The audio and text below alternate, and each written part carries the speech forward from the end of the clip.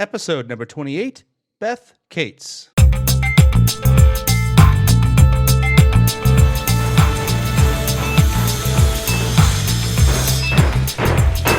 right, cut to edge of stage.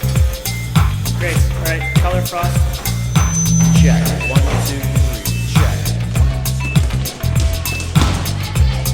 Stand by, please. House to half, house out, running cues 1 through 10, down cues 1 through 10. And welcome back to The Title Block, a podcast about Canadian theatre designers, their history, and their craft. And I'm your host, Michael Cruz. In this episode, I get to the last, finally, of my Shaw Festival interviews that I did last summer in 2015, this time with designer Beth Kates. I met with Beth in the beautiful backyard of what had to be the best of Shaw housing last May. I think they were staying at an off-season bed and breakfast, while she and her work and life partner Ben Chaisson were designing projections and video for Pygmalion and Light Up the Sky.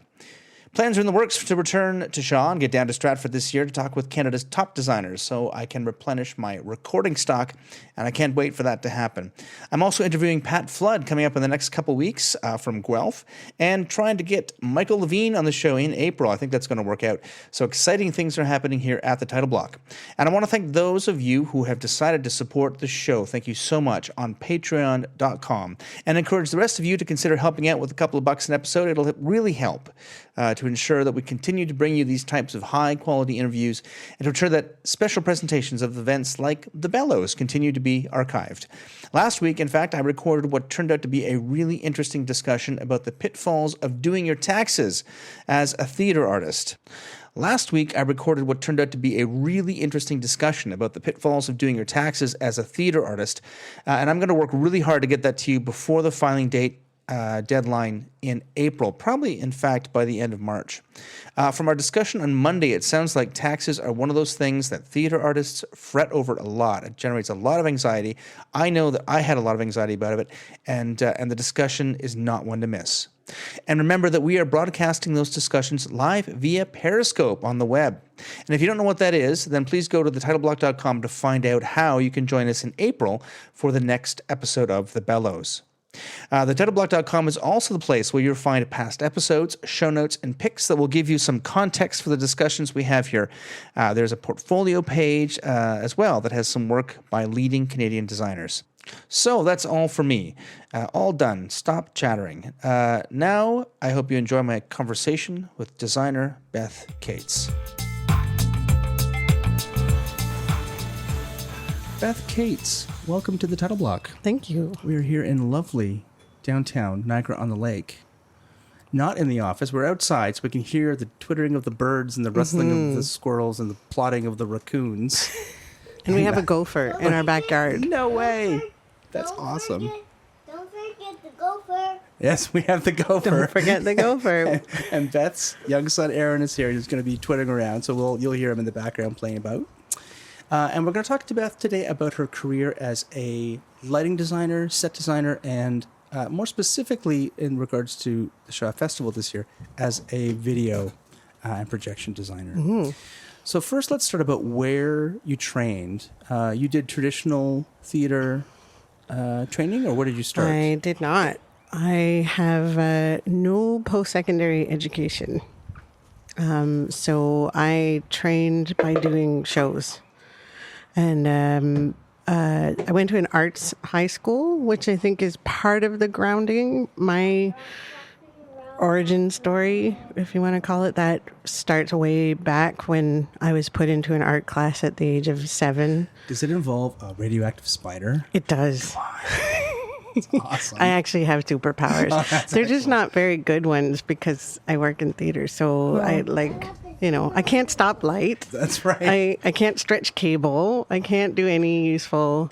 I can climb buildings though. So fantastic. Yeah, so it's helpful. So sorry, you were put into a class. I was put into an art class with an artist as the teacher when I was 7, and that became the place where my eye was developed, where I learned an incredible amount of art history by the time I was 13, because that was part of our training. Like, we were receiving, as kids, a really thorough education in arts, in the fine arts. So by the time I got to high school, I went to an arts high school in Unionville, just outside of Toronto. That a lot of really amazing people like Adam Brazier and Tracy Michaelides and Salvatore Antonio. Yeah, I went to nursery school. I did go to nursery school, Durham Mills Durham Mills Nursery School. When Marcia Berger was my nursery school teacher, and she, if we get into mentor, I think she started it all, really. So by the time I got into high school, I had been seriously studying art for 7 years at that point, and I got in as a visual arts major and had a style and an aesthetic already at that point, because we had been working on that, on finding who our artist was inside. And that didn't jive with the program necessarily. And it was a program that was, by grade 10, it became actually quite difficult for me because I was still studying. By that point, I was also teaching younger children. I was in a life drawing class. Like I was ahead in terms of the training than where this program was. And so in grade 10, there was a tipping point too with a teacher, and Aaron's going to go to baseball school. He's just let everyone know. It's good to here have on the internet. Absolutely. Yeah. And T-ball school. So I decided on a whim, sort of, to re-audition for the theater program, and got in the middle of grade 10. So I kind of missed some fundamental stuff in that program, but I found my place in school, and we were really, really lucky to have a theater, a 500-seat proscenium house beside our school, and that was where we did the major musical every year, and that was where we did co-op. So I did a lot of learning there, and found, under Bonnie Armstrong, who I think is still there. She was the technical director at that point, and she kind of took all the co-op students who were particularly the ones who were really interested under her wing, and really gave us our education in terms of tech and design. And at the same time, I started working for rock bands. That's a bit of a jump. It was a bit of a jump, yeah. From the theater. Yeah. But it connected. I mean, music is always connected pretty deeply for me.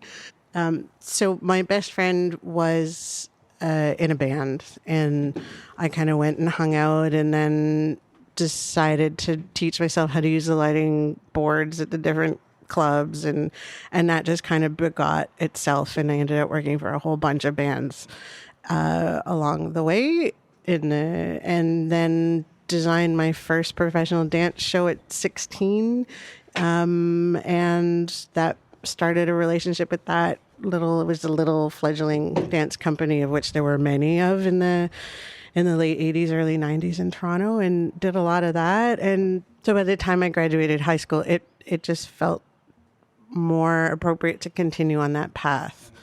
And I went to the Banff Center, which is where I met Ben in 98. And I was there as both a work study and a designer.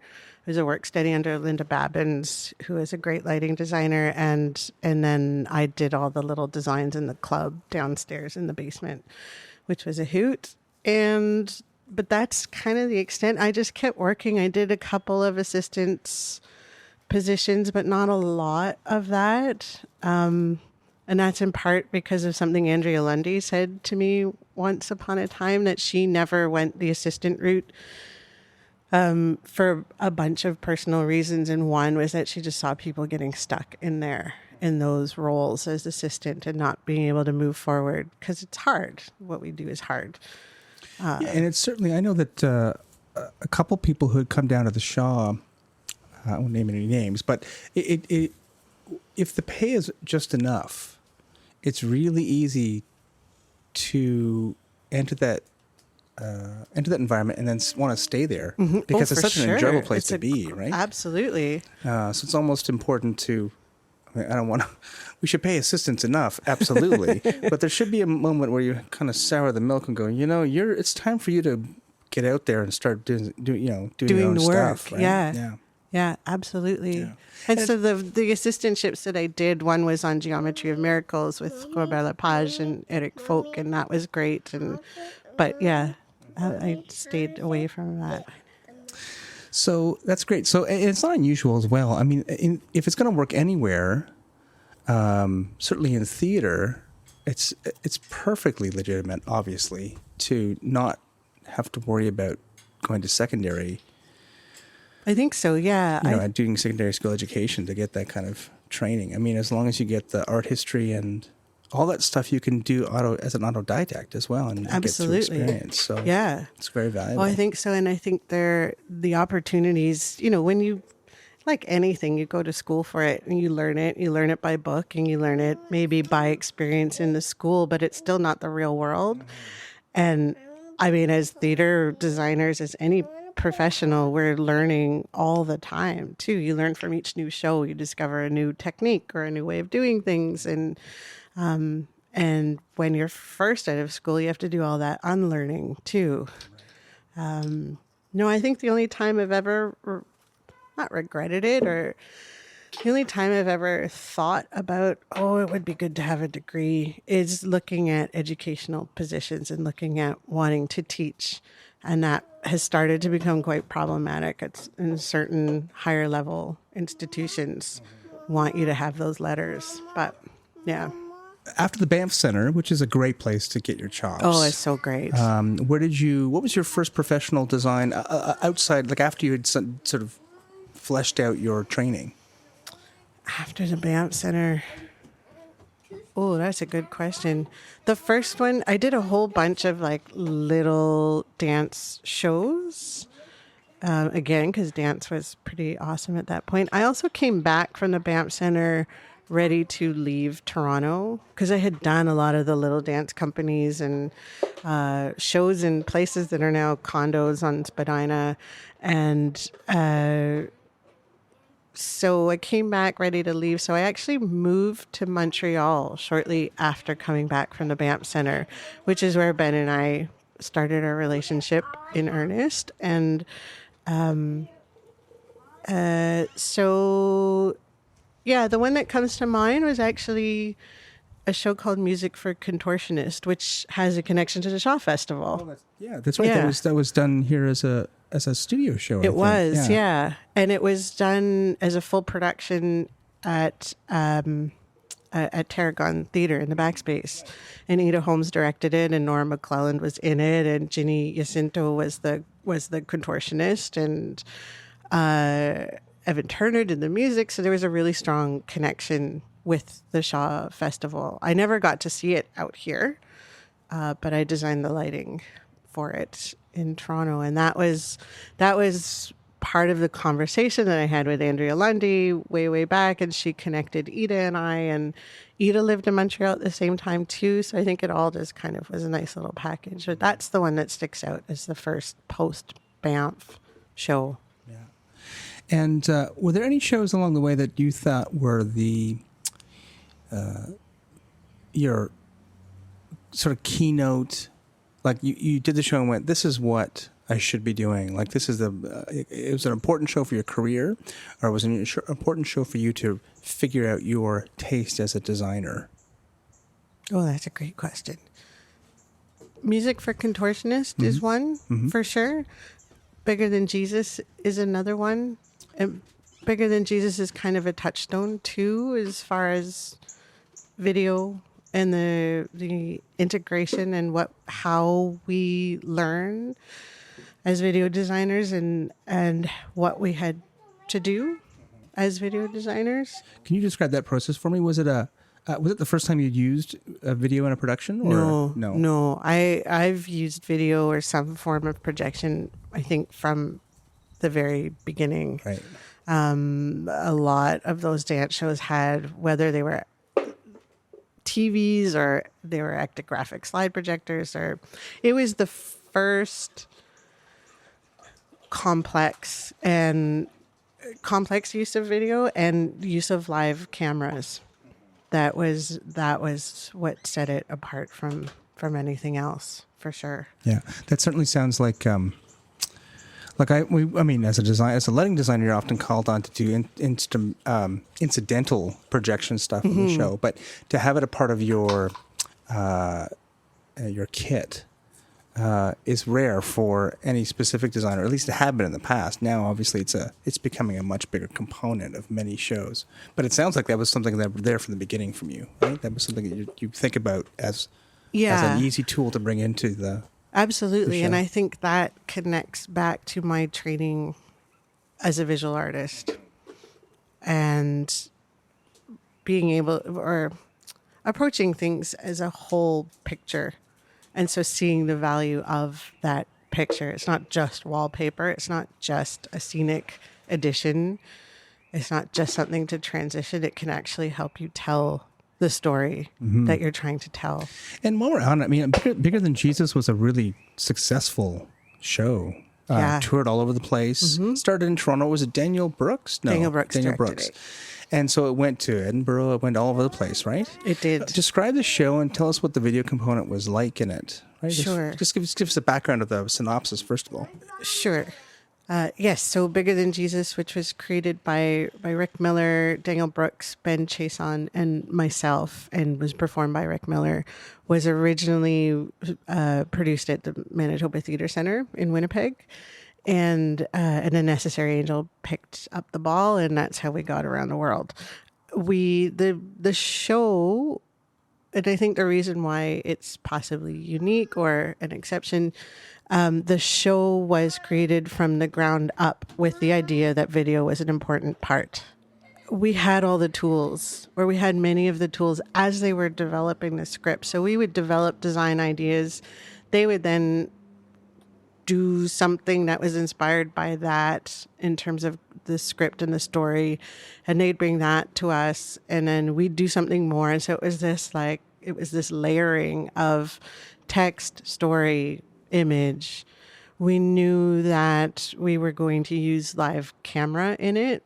We knew that was a very particular language, and that's where Daniel's rigor of where the audience's eye is looking and how to tell a story with all the different materials was incredibly valuable. And we were making a lot of stuff up as we went. And this was in 2003. So we were also at the beginning of the digital revolution. So a lot of the equipment that we would have made things a lot easier didn't exist yet. So we were using analog cameras and analog switchers and just kind of matrixing stuff together, making stuff up as we went. We had to educate ourselves as we went. So they'd come up with an idea and we'd go, great, that's a great idea. Now we'll go figure out how to do it. We'd figure out how to do it or figure out how to do it better or differently, bring that back to them and discuss. But I think the show itself is a one person show, which meant too that there was a way we had this great access to a person as camera operator too, and so he was able to interact with the technology in a way that brought it alive. That it wasn't inert and it wasn't stagnant, and it had a life of its own because he gave it a lot of life and was able to interact with it. And so in terms of an integrated show, it was very simple, but all the pieces belonged. Yeah, I think we touched on that in August when we spoke last time, where in the cases where video becomes a part of the storytelling and is an essential part of the storytelling and the visual language of the piece, rather than trying to make up for stuff that you're leaving out, it makes a much better visual element, right? It means integrated into the storytelling is really important. Now, after that, I mean, that sounds like a show that would probably put you on the map as far as, hey, we're doing a show with video. Oh, go call Ben and Beth, like that. Is that what happened I think afterwards? so. or- Yeah, I think that show has kind of become our calling card, or has been our calling card, because in part too, a lot of people saw it. It crossed the country a couple of times, and we toured with it as well. So we were able to meet a lot of people along the way. But yeah, I think that's the show too that happened at a point where video was started to be in everything as well. It showed up everywhere. Yeah, that was the next question I had. Like, if it was a successful show and popular, then people are going to want to use those tools for their own purposes, right? What changed? So you're using all these analog equipment. So what has come into play that has made the job easier? Like, what kind of tools? We'll touch on the architecture specifically, but what changed now to replace those things that make it much easier? And is it easy enough for people to incorporate at a low cost? And yeah, I know we had that discussion. The too. low cost discussion. Yeah. Things are cheaper for sure. Computers are bigger and faster, and you can render quickly, and you can do all kinds of stuff that took a long time before. Cameras are cheaper. Cameras used to be incredibly expensive, and they're less so, and they're a little more flexible because now cameras are intended to speak to computers. Whereas before we had to like basically force feed it to a computer to try to deal with it. Some sort of interface. Yeah. So instead of having to go through all those many steps, I mean, there's still, yes, I think there's in some ways now there's fewer steps, and yet there's more steps. The technology is so complicated. It just seems to be a little more user friendly. And because the digital revolution has put everything on the digital level. So we're not, though we still have to deal with some analog stuff sometimes, we don't have to deal with as much as we were, like we used to run Bigger Than Jesus off VHS. Wow. Yeah. So all the projected sequences that weren't, so the stuff that wasn't live camera was on a VHS the very early days, and then we went to DVD. There was one when we did a workshop in Toronto at Passmarais, we did it off WinAmp. This is before the Mac revolution. Oh my God. We played the video off of the Windows music player. When you show off a WinAmp just gives me with the willies. Oh yeah, it was not. It wasn't pretty, but it was the only way at that point we were able to continue to make changes quickly and then not have to burn a DVD. And that's why we went to WinAmp actually, because we were rehearsing and then it was time to do a show and we didn't have time to burn the DVDs. So it wasn't the most elegant solution, but it was what we had available at that point.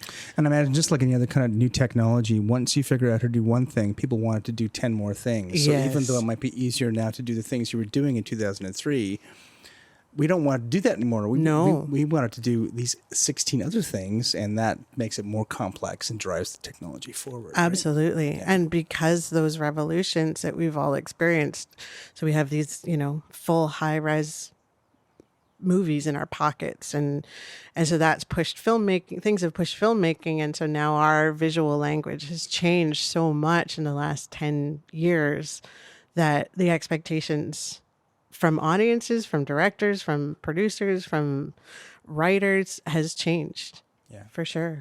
So let's talk about your shows down here at the Shaw Festival this year. The first one that's going to be opening is called Pygmalion. So what is your element? What are you being asked to do by the director and by the rest of the design team? What are you fulfilling? What's your role? Our role is, we're sort of calling that one the video design and the other one the projection design. So Pygmalion's directed by Peter Hinton, and E.O. Sharp is the set designer, and it's being set contemporary. So like today in London, this is the story.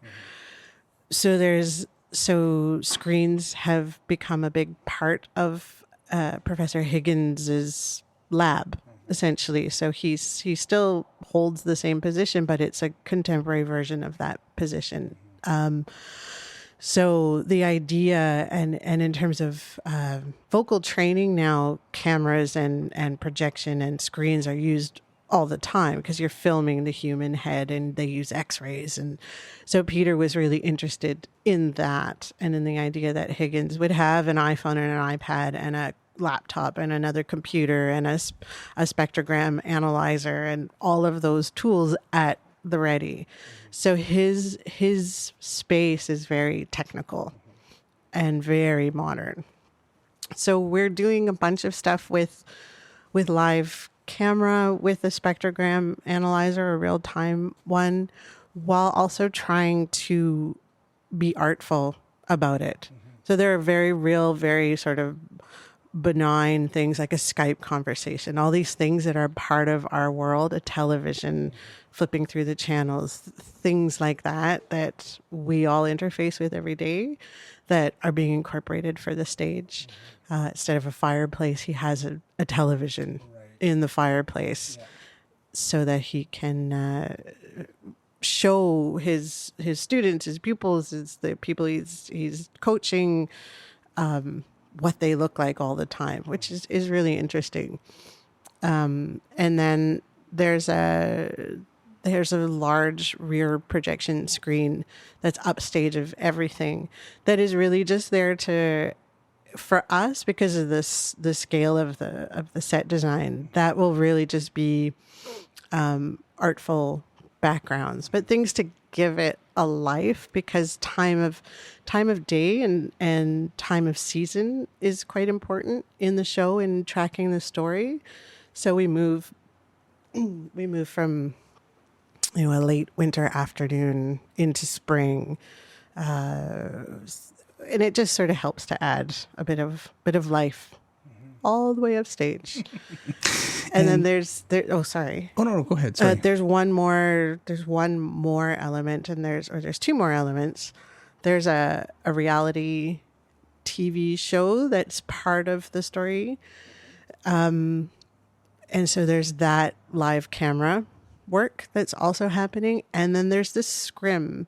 The scrim comes down all the way down stage, and there are these extraordinary and elaborate entr'actes in the show. There are 5 acts in the show, and in between each one there are these lengthy entr'actes that are happening to like incredible pieces of music. There's generally some sort of choreographed movement of the set happening upstage that we bear witness to, and then we're also telling more of the story, more of the contemporary story on the scrim. People doing voice work, the Queen makes an appearance. There's a chance for us to be a little more artful and imbue the show with a different, or an extension of the sensibility that everything else embodies. And do you think that these choices, I think the answer is going to be yes. Obviously, you wouldn't be doing them. But it sounds like the choices are there to help make the play, give it impact and relevance to people who are seeing it in a cultural context today that they wouldn't have been in, obviously, when it was originally written. 60, 70 years ago? 70? Yes, the like 20s. Yeah. So a long time ago, 80 years ago now. And how, who's EO's doing this set? How much did you have to, was there a lot of collaboration between you guys? There must have been, eh? Like you guys are really working on two sides of the same coin as far as the set design and the video design for the show, right? It sounds like a giant element of it, right? It's a huge element. There wasn't an enormous amount of collaboration on this one. We came in, the set was already designed, and the deadlines here are so early. I think the set was already designed. I don't know actually from Peter EO's point, at what point they decided that they wanted to have video that was perhaps more involved than simply, quote unquote, having all these contemporary elements. So the collaboration has been a little more recent and less in the development of the scenography of it, which is actually where we prefer the earlier we can be involved, the better, just because then there's a better chance of integration, or there's a better chance of a different idea. There's obviously technical limitations here. But since we've been part of the show, so from about October 2014, we've been pretty involved in talking about the different ways that we can achieve what everybody's goal is. And how does your workflow work? So once you come up with an idea, do you do sketches of the stuff either on the computer or elsewise? Do you storyboard things, or how do you guys develop the story after you got the original ideas? And how does that reflect on how do you get that through the pipe, down the pipe? That's a good question. That's different for every show, because every show is so different. Like, I'm working on another one right now where the video design is going to have to be heavily storyboarded, but that's because we have to pull animation cells to achieve it. So the workflow, yeah, I would say sketches on the computer for sure. There's a process where idea one or attempt one is exactly that, is the preliminary, what do you think of this idea? And then going into imagination land after that and getting feedback. So there's always a few very rough first steps. That then continue down the path. Sometimes we do have to heavily storyboard. This one is planned, but it's not fully storyboarded. And what technology are you using to do that kind of illustration? Is it not After Effects? What's the Adobe? Yeah, Is it After Effects? We use pretty much the whole Adobe suite. Mm-hmm. So After Effects and Photoshop are our go-to tools in order to make the sketches. We use Final Cut for a lot of stuff as well, or Premiere. And then I like to assemble storyboards in InDesign. That's my preference. You can do them in Photoshop too if you wanted. But yeah, I would say After Effects and Photoshop are our two biggest tools, the most important tools. And what about deadlines, just from a practical point of view? So I imagine you have to have your tech requirements, like the video plot, done early, right? Yes, generally, yeah. And I imagine, because it's not, like, a lighting plot has a lot of gear on it. The video plot, while it's got, obviously essential elements in the architecture, if you want to move the video projector from spot A to spot B, that's probably not a big deal, is it? Or do you have to really front load your decisions to make sure that stuff gets done? Yes and yes. Yeah, front loading is always a good idea, because the sooner you figure it out, video is such a chicken and egg tool, because you need the set designer to make some decisions before you can make decisions on your gear. And then that cycle begins, and moving a projector is not always easy. And then if you move it, you don't know what the ramifications are.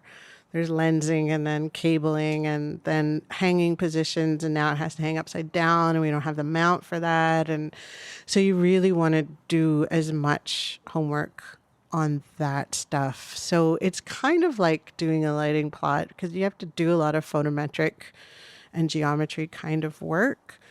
But you need the set done first. Sometimes you can give your TD an idea of, like, it looks like it's going to be 12 projectors and 3 cameras, and this is what we think the control interface should be, and this is how we think it should be cabled. There are some projection designers that don't do as much technical work. For us, for both Ben and I, that feels like it's really an intimate part of the design. In the way that it is a lighting designer too. I'm sure at one point in history there were lighting designers that pointed at the stage and said, make it blue over there and purple over there, and someone else did that. It's funny, in the UK model, the director was the lighting designer. Oh. And so the director would come in and say, I need some blue light from over here, and then the head electrician would just fulfill their wishes. Right. It's a really different model than the US model, which is where Gene Rosenthal sort of went, no. I am the lighting designer. Yeah. I'm the only doing lighting. I'm not doing directing, so just talk to me.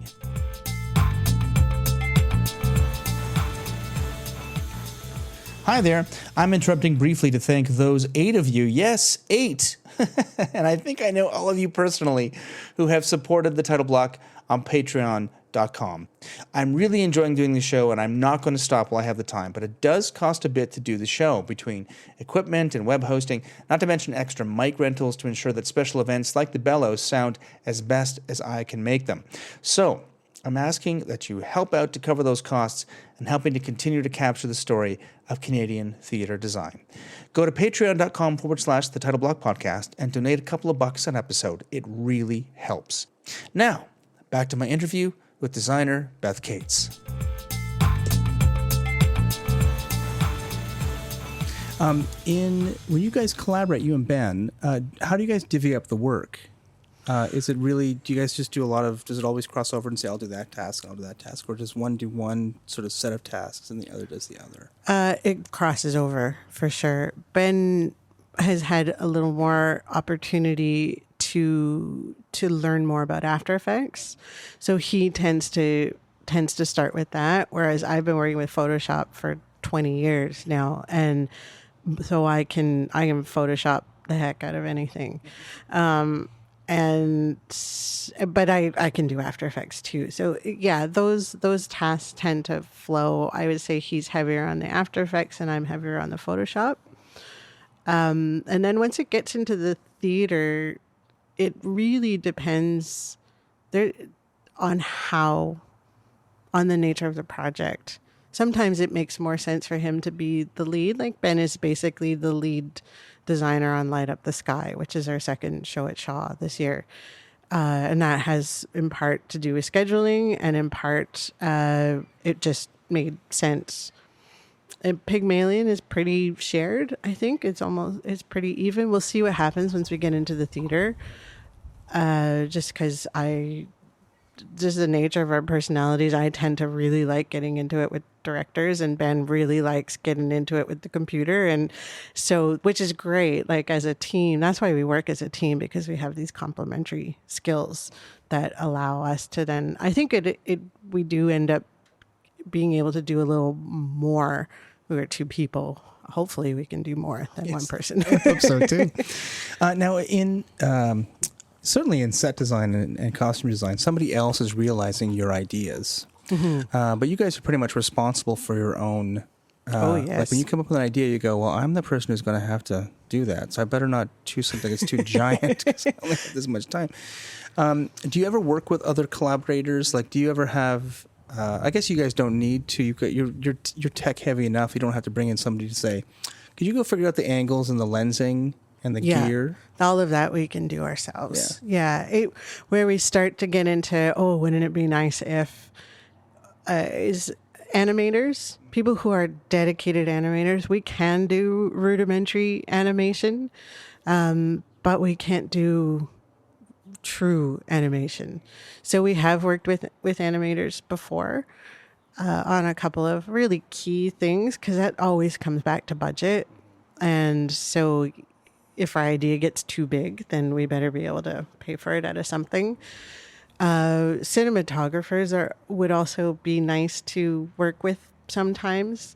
Most of the video, when we're doing recorded camera work with actors or scenically, a lot of that is pretty simple, very basic. The language of film in theater is so different from the language of film in film. So it's generally a locked shot, static, right? I need 35 minutes of trees. And so we do that. We'll go shoot 35 minutes of trees. Right. But sometimes we would bring in, we've brought in some people to help with that in the past a little bit. But for the most part, it's all us. It's all us. And I guess, so once let's talk about, oh my God, what's the Heart Show again? The what show? So the Moss Heart Show. Oh, the second show you're doing. Oh, that Light Up the Sky. Light Up the Sky. I don't know why I can't remember Light Up the damn Sky. I've only said it like 6 times in the last 2 days. Or LUTs for short. LUTs, light up the sky. Light up the sky. Yeah. So describe the light up. Now, you made the distinction between projection design and video design. When, like, I imagine it's a bit of a gray zone in the middle, but when yes. is one clearly projection and one is clearly video design? With Light Up the Sky, because it really is just projection, where it's a single projector hitting a painted drop, and it does the intros to each act. It's a pretty involved intro, and it's set to a score that's being written for it by Marc Norman, and but it is just projection. There's no other display. There's no screens. There's no tablets. There's nothing else. It's just projection. Whereas Pygmalion is so heavy on all the different kinds of screens and the live cameras and the different interfaces. It feels more video.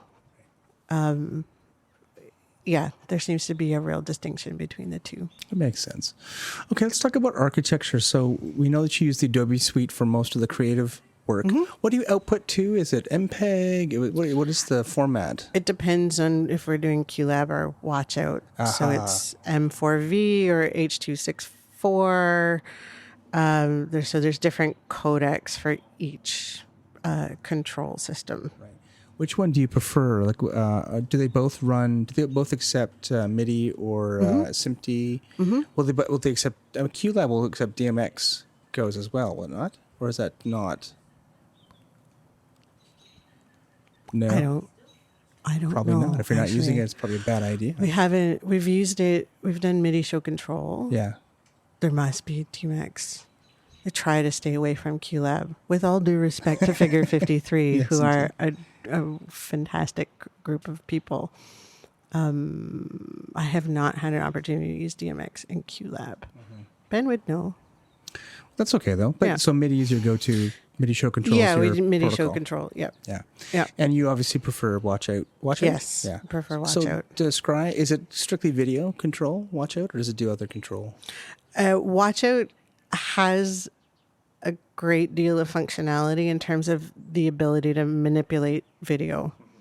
It's not quite a D3 or something as elaborate like that, or a Hippo, but you can control your color, you can control scale, you can do a lot of things that you don't have to go back into editing to deal with, which is great. So if you've made something and the director says, "Oh, I'd love to see that all in blue," you can manipulate tints and the color palette until you get a blue to try. So it's more like a media server. Is that? Yeah, basically. Yeah. It's not and there are different ways, and we have pushed Watchout pretty far, in particular on the installation that we created, which is called the Toy Box. We pushed Watchout pretty far in terms of how you can manipulate it with other devices. And Ben did another show where he also played with that. So it's a timeline-based program. So your media goes into a timeline, and then it's how you layer it. But there's sort of an infinite number of layers, so you can just keep stacking and blending and working that way. And it deals with audio too, so you don't have to necessarily worry. If you're doing 2 channels, you don't have to worry about dealing with audio separately. It can also deal with many displays. It does blending pretty well. It does mapping fairly well. There's so that's why it's our go-to. Yeah. And you would prefer, I imagine, to have a dedicated video operator for every show. Absolutely. It's not always possible with. It's rarely possible. It's rarely possible. So you can fire it with a lighting console, mm-hmm. I imagine, right? Yeah. So you can have both of them running at just one go button. Exactly. When does it become a problem? It becomes a problem when there's a problem with lighting. It becomes a problem when the operator's attention gets split.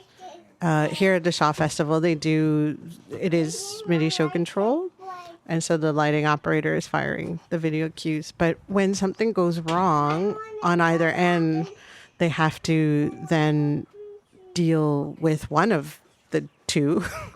And usually, so if something goes wrong with lighting, then video gets left behind. And we've seen that happen live on stage in previews and shows where something went totally backwards with lighting and they've had to forget about video. Is it possible it seems to me that it'd be possible to remedy that somehow by having a different cue stack. Like, here's the lighting cue stack, here's the video cue stack. Now, sometimes you're doing double goes. Then you're double going, yeah. Or you're linking cues together, which is fine, which happens a lot. It's still then if someone has to solve a problem and they can't fire that go.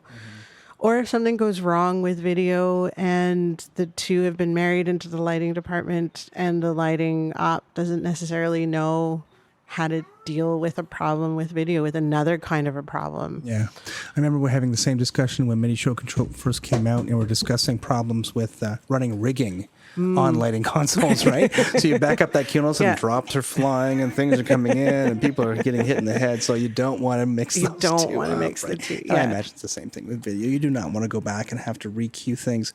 Is it something that is easily to back up? Like in lighting, you just go back and it's fine. And I know in sound, you're like, where in the 30-minute sound cue do you want to start? You have to back up and find that exact time point. And I imagine it's the same thing with video. You're stuck with having to find that.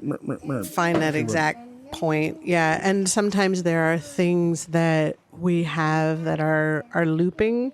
So if you go back to the middle point of a scene, you don't necessarily know where you are in the loop of that. And that may or may not be important. It all depends. So that's where queuing things can get quite intricate and complicated. Going back in video is tricky. I think it's part of why the whole cue to cue world has changed a little bit in how we tech our shows, because you generally have to start with the beginning of the sequence. So the waterfall starts here and now we move forward. Yeah. I like the trend that people are getting away from doing the cue to cue entirely, just doing tech runs and stopping to fix it. Like that seems to be a much easier way of figuring out problems and actually fixing them the first time. Yes. Rather than running and going, I think that'll work. I don't know. Let's maybe not. Yeah. No, it's valuable. Yeah. So it sounds like we talked about a bit about time in August as well, but it sounds like people, when you're planning ahead to incorporate video into your show, you really do have to allow a separate video queuing session. How much can you do offline? Can you set up a virtual 3D model that you can actually model screens on and do that stuff in offline, or do you have to do it in space? We can. It is time consuming. If you want to do it right, you want to do a WYSIWYG way, it's really time consuming. I do a lot of doing rough 3D models in Vectorworks of the set and plopping image in just to get a sense of how it's going to interact with the set. We've worked with, printing image out and putting it into a model. But even that is, you can get a sense of it until you're in the theater and you see that image at 40 feet wide by 30 feet high. You don't really know really what it's going to feel like. How do you guys work on visualizing with the director? Like, do you bring, do you have them look at a computer screen and say, here's the animation? Or usually, how do you fit it into the context of, like a set designer could say, here's my model. Lighting designers obviously say, well, you'll see it on the day. I've tried pre-visualization with the director doing renderings with WYSIWYG, and they were pretty close to what it was going to look like. And the director was still like, nah, I need to be in the space. That's pretty, but I need to be in the space. Yeah. So I guess it's the same thing with video. It is a lot of the same thing. We're able to show, like we've got stuff to show Peter right now, so we can get a head start on Pygmalion in knowing, are we going down the right path? Like, you still want to do a lot of that kind of checking in of, here's what we think it'll look like. And now imagine if, this 22-inch monitor was 40 feet wide. It takes a leap in logic and imagination on the director's part. I think Ben and I are pretty good at imagining what it's going to look like. It's harder, I think, for directors. I know working on Ragtime, I would sit in rehearsal and show Jackie Maxwell things and get feedback, which was great because I was able to then when we started in the theater, we had a base, but it really ended up being our base template. And a lot of what I created before we went into the theater wasn't what we saw on stage when we opened. Because we were able to then go, oh, wow, it's interacting with the set really like this from this point of view. And if we mix this and blend that and change that color, that was how we found what we really loved. Yeah. That sounds like a lot like the lighting model, where you really you set yourself up to have as many options as you can in the space, and then you figure out what looks good and serves the piece in the moment. Yeah. And what kind of, just to sort of start to finish off, what kind of solutions do you think that directors and producers should be thinking about that video and projection can solve? Beyond we need to be on a subway platform, so we have to project a video of a subway platform rather than hiring a scenic artist to paint it. So, instead of just being instead of hiring a scenic artist, put a projection screen up. What are some other problems that people can think about on how video and projection can solve storytelling problems? I think one of the things. What's in grapes? Oh, thank you. Yeah, good question. He should be doing an interview. The question was, what's inside a grape? Indeed, I heard that. All right. So what was that? Right. So what problems can solve? What are problems that video can solve that that producers and directors are thinking about? Like, what should they be thinking that? When should they be considering video and projection as a way of solving storytelling? I think when they're thinking about the set and when they're thinking about casting, I think it starts at the beginning. In order to integrate it more and in order to think outside the box. There's one of our mantras is let's get away from the screen. Mm-hmm. Let's get away from the flat rectangular. And that doesn't mean just let's make a circle screen. Like it means let's get away from just being stuck to this planar surface. Mm-hmm.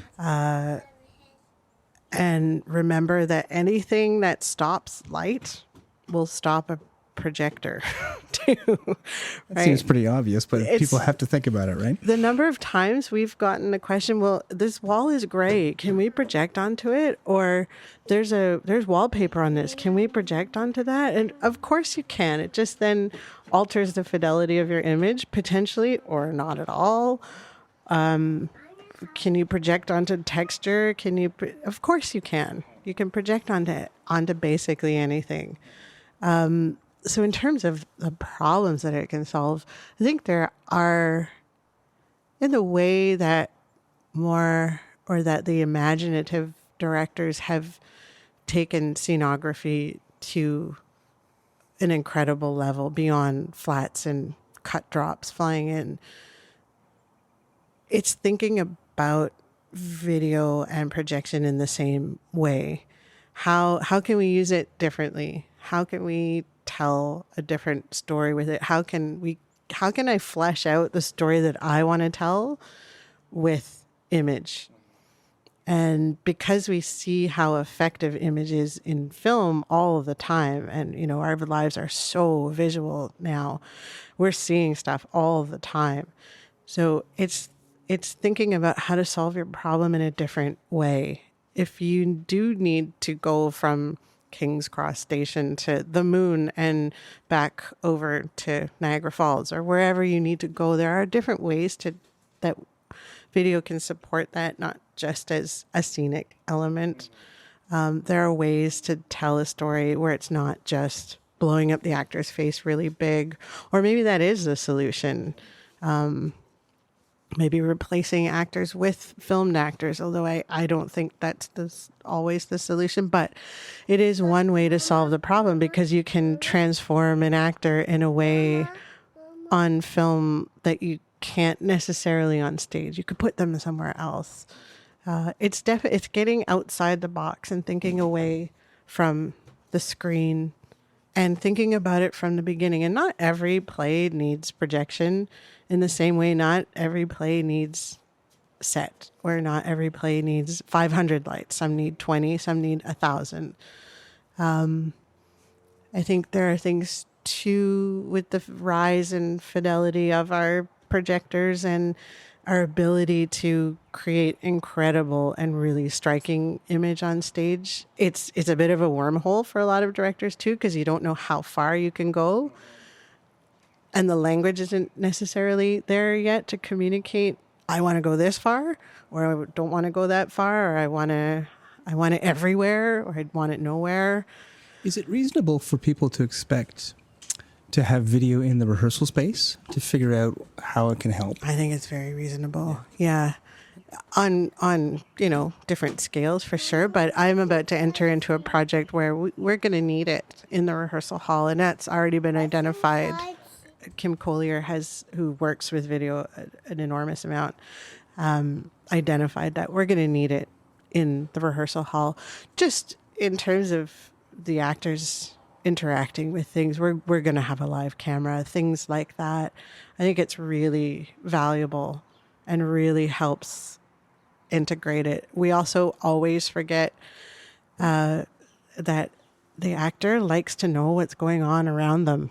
And so if they know that they are interacting with ginormous flowers and that's their world, in the same way when the purple lights get turned on, right? And they go, oh, wow, this is where I am.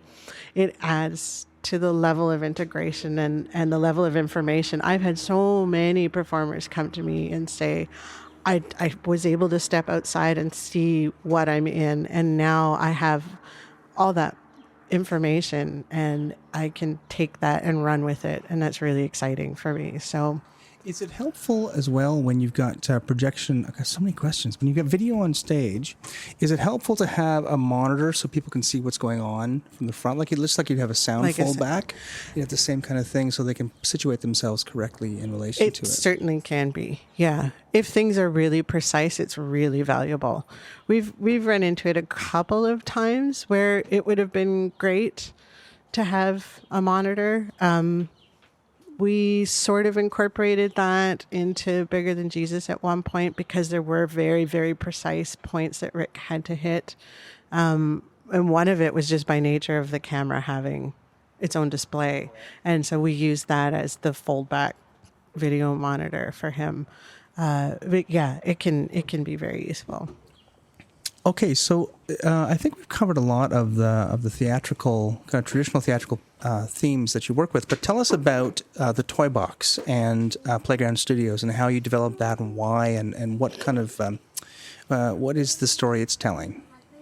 So we started Playground Studios because we felt that there was work that we wanted to do and create that was outside the work that we do as designers in theater, but we also wanted to give ourselves sort of this profile of this is who we are and what we do, and we're a unified team. And so Playground Studios right now is just Ben and myself, and we created an installation called the Toy Box, which is an interactive room for play. And its sole purpose was to bring all the tools that we love using as designers, so lighting and set and video, and put them in the hands of the audience and let them make their own stories and create their own pictures and make something ephemeral. We don't record it. It just is. It's there. You interact with it. You either stay for 5 minutes. We've had people stay for hours. And then you leave, and it's a place to just come and play. And so we took our watch out systems and an interactive MIDI box, which is just a bunch of buttons because people love pushing buttons. There was part of that too, was the dramaturgy of the design of that was, do people like buttons or switches or foot triggers? And the cause and effect became really important. So pushing the button and something crazy happens on the screen, and incorporated into that room is an enormous green screen. So you are actually part of the projection as well, which is nothing revolutionary, but it is a lot of fun. It's a great deal of fun. That's great. And where can we find these installations? Where do you set them up, and how do you decide when you're going to do them? We were just recently at Harbourfront in Toronto. We have an agency that represents the show, and we actually showcased it at IPAY, which is the International Performing Arts for Youth they do a major conference every year. So we took a miniature version of it down to Philly and did a mini showcase of it, which is where Aaron starred. We had no babysitter. We had a showcase at 10 o'clock at night. And so he came on stage with us. That's what you do, right? You just he helped set up the props, and we threw a green screen up on stage and did a little mini version of it. It gets set up a few times a year in different places. I don't think we have any. There's a bunch of bookings in the works, but there's nothing scheduled currently. Is there? Toy box? I don't think so. We might be going to Mexico with it. I don't know. That's a good deal. There were some nice ones that came down the pipe. We were able to do it. It's able to. We also, that was part of the design, was that it was easy to set up and easy to tear down, because we've also toured extensively and we know what a pain all of that is. So we can kind of go in anywhere. We did it in the rotunda of City Hall in the middle of Rob Ford's reign, which was hilarious because people were totally miserable. And people slowly discovered us. There's nothing quite like getting civil servants to play in the middle of their workday. Yeah. Not a happy bunch. And they came and they played, and a word sort of spread, so people would come on their lunch breaks to play. So we've been in some pretty odd places. Yeah. So finally, I just want to wrap up with talking about people who are thinking about going into video or projection careers, who are currently in theater or other allied professions. What do you think that the training programs should be focusing on? I imagine it's a combination between the art and the technology, just like most design work, right? Yeah. What do you think they should be considering including in their programs? The art, the marriage of art and technology is exactly where it lies, because it is, as we keep calling it, a technical art form. I think having an extensive visual knowledge, so art history and film history and all of that stuff, only helps to serve the work that you're doing. They need to teach After Effects. They need to teach Photoshop. They need to teach film editing. They need to teach how you use a camera, how to record sound in a half decent way. Because if it isn't good going in, it's not good going out. And so different ways to use your camera, how to take a picture, how to film stuff, how to use a tripod, how to edit that footage. So basically they need to teach the Adobe suite. Right, exactly. It sounds like it'd be a good collaboration between film and theater departments, which are, I mean, unless they're in the same department, are generally at odds with each other. Right? They are, and it really should be a marriage of the two, because there are things for both departments to learn from each other as well. Film students often get a little more of a leg up on the technical side of things that way. Theater departments often have antiquated computers, and a theater department should have a render farm. We just bought our own render farm basically this week, delivered to Niagara-On-The-Lake. But the theater departments are often so woefully equipped on the computer end, just because it's expensive and it's ever-shifting territory. And then the control systems. You should be coming out of school learning how to control your video. I think that the training institutions also need to teach all of this to the directing students, to the technical directing students. Like, this needs to be part of the knowledge base that they come out with. Director, student friend of ours, Leora Morris, who's currently doing her degree in Yale, they learn all of that. They learn video design. They learn lighting design. So as directors, they come out and they're able to communicate about it.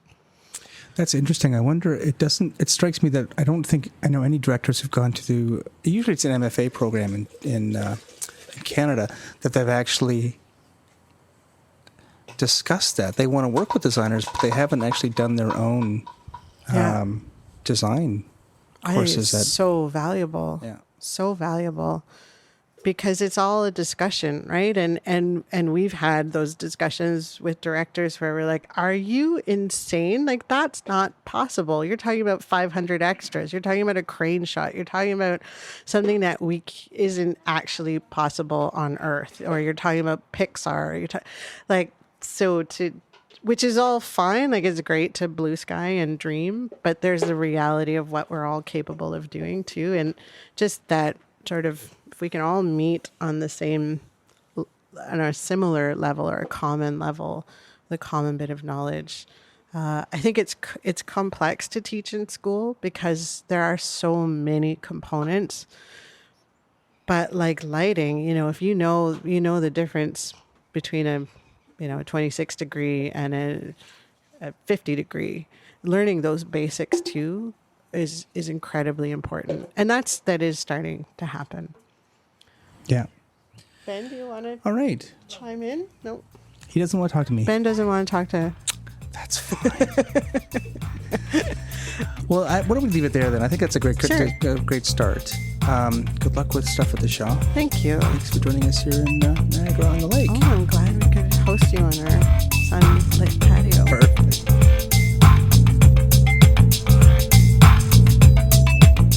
And that was designer Beth Kates with special guest Aaron and Ben Chaisson speaking to me from the Shaw Festival in the summer of 2016. Next time, director Ron Jenkins, an old friend, and I have a chat about the relationships between directors and designers. And make sure to join us live again on The Bellows in April, and you can check out The Bellows on Facebook for that date. The music for this podcast is by Vern Good with voiceover by Gabriel Cropley. Please go to iTunes and give us a review. It'll help get the word out about this podcast and share the history of theatre design in Canada. And you can follow us on Twitter at TheTitleBlockCA and on Facebook.com/The Title Block Podcast. You can send comments and requests by email to TheTitleBlock@gmail.com. And don't forget that if you like the show, please support us on Patreon.com. Feel free to share this with your friends, colleagues, students, and teachers, or listen to it while you try to convince the head of the drama department to buy you a render farm. Good luck with that. I'm Michael Cruz, and I'll see you next time on The Title Block.